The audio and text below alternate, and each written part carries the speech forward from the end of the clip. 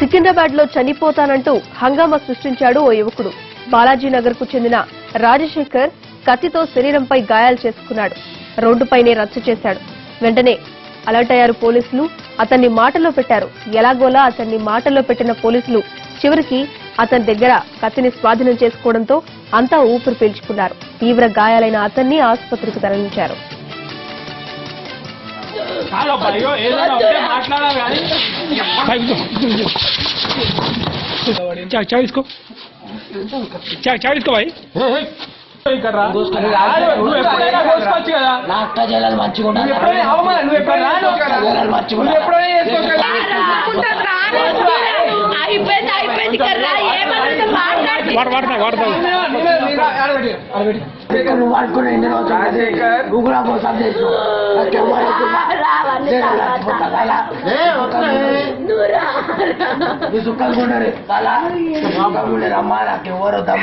మీరు మంచిగా ఆశతో ఎంజాయ్ చేయాలి.